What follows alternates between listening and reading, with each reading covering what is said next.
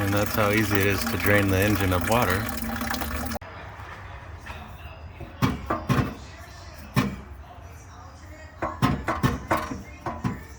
Can't see it very well on the video.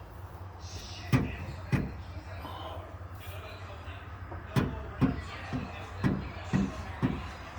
bet the header's loose. Oh, that can't be good.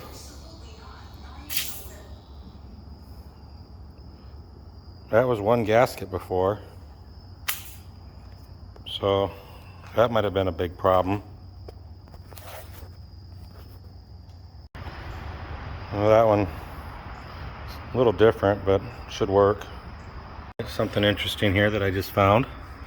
So this has probably been like this. It blew out the gasket almost immediately, I bet.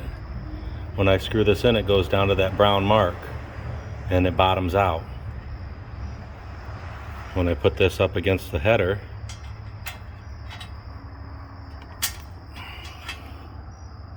see how much it sticks out? Almost the thickness of the gasket, just enough for you to think it's tight. So I need to shave some threads off of these bolts.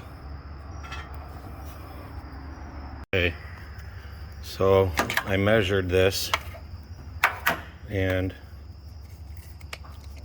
it's, stick my tape in this hole, line it up to an inch like that, and it's 3/8, okay? This measures 3/8. So this bolt is bottomed out and it's the same as this thickness. So this would, and that's bottomed out so good that I can't get it by hand. So I'm gonna have to take that apart, or take that bolt out and sand it down a little more, because I want it to not be bottomed out when it squishes the gasket almost completely.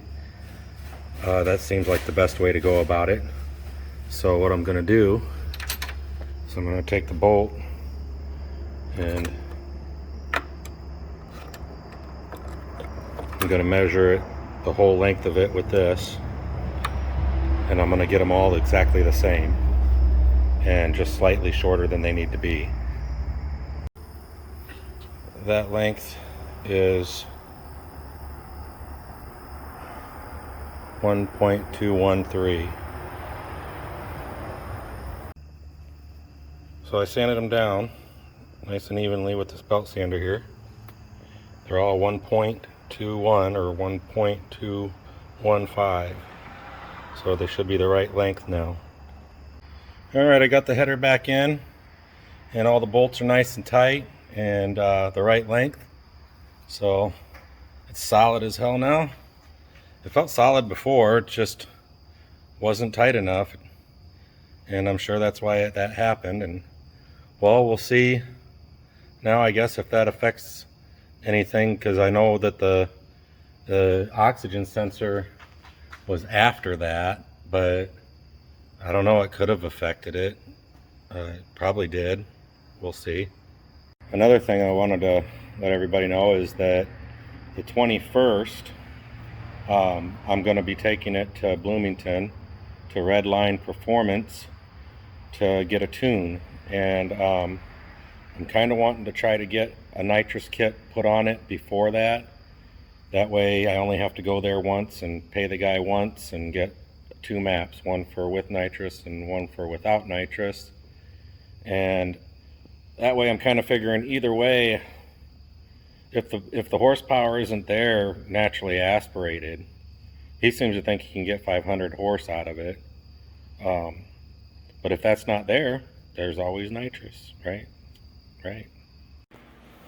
So the 21st I'm getting the tune, and the 30th Cordova has another fun night test and tune, and we're gonna try and make it to that. I should be ready.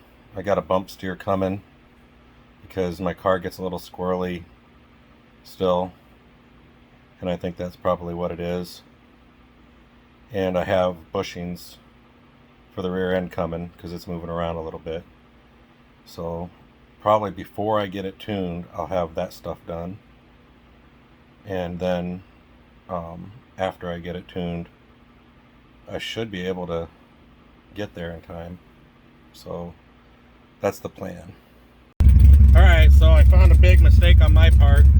I had the static timing set at 12 when it set at 20, it was 12.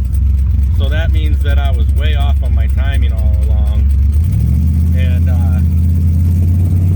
that means it was never at 32 degrees. So now I got it set. I got it set at 20 when it's at 20. So now when it's at 32, it's actually at 32. And I think that made a pretty big difference.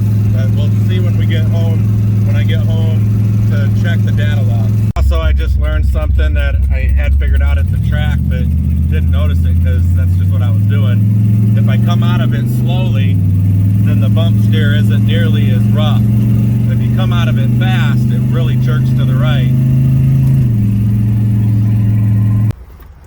That's what the new fuel map is doing. See up there on the top edge there, it seems to be giving it fuel for air-fuel ratio based on the gearing, which I thought was kind of a neat observation. Alright, this is the last run that on the way home from getting gas, I hit it, looks like 2 times. And let me get it zoomed in here on one of them. Oh my goodness. Look at the difference. Look at that. First, you could see it burned out all the way through first gear coming off of the limiter from the trans brake. And it shot straight up. Looks like 1, 2, 3 times. That topped out. Oh my goodness. 160 to 175 on the time graph. This is outstanding. It's outstanding. So I'm not sure what happened with the throttle position sensor here, because it drops down here, but I set it so where this is where it came off the trans brake. Okay, and that's first gear, second gear, and third gear is a whole lot shorter. And since I did that, it goes from 0 seconds, and if you look here, that says 10.5 or 10 point, maybe it's 11, I don't know. You look at it's, the middle would be 11 seconds, and it's closer to the 10 than it is to the 12. Oh wow, I am excited. I'm excited. Okay, so I got rid of all the messy other stuff, the AFR and stuff. That's the beginning point, and I took that point and I did the math to take out all the time before it, and it was 11.88 seconds from there to there, and through all 3 gears, 11.88 seconds. So I gained 1 second on that timing adjustment, the best I can tell, and that was with a crap load of wheel spin. So I'm very happy. All right, so it's time to publish this strand of videos. Like I said before, I am gonna get a nitrous set up before it gets to the tuner, and if they don't get much more than I just got, I hope they do, but if they don't, then they still gonna tune the nitrous. So I won't get there and they won't be like, well, you already got everything you get out of it. Nope, because I'm not gonna tune the nitrous. I'm not good enough for that. So that's the end of this video. Thanks for watching. Like and subscribe, blah blah blah.